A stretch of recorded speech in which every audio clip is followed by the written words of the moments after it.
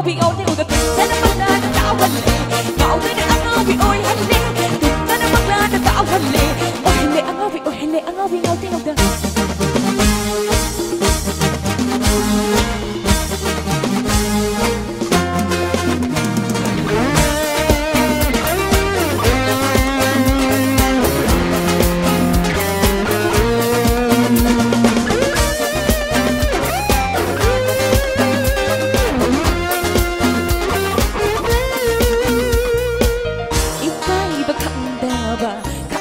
Banushiba aibu baisa di panghandi ganu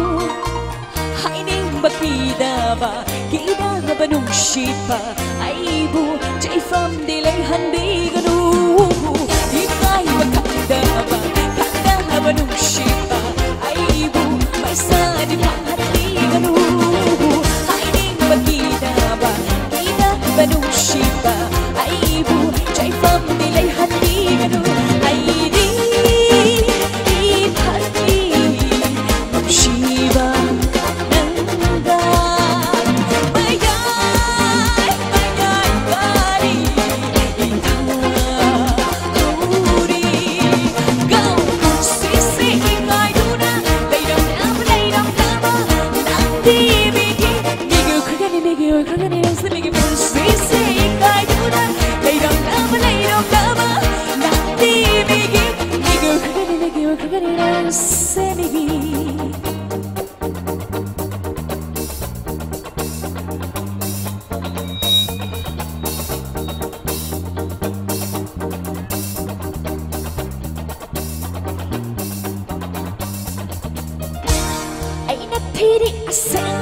Asengba nung siba nangbu kay dalay bagay ay nahangli matraba nung siba nangbu kay dalot bagay ay nagtiri asengba nung siba nangbu kay dalay bagay ay nahangli matraba nung siba nangbu kay dalot bagay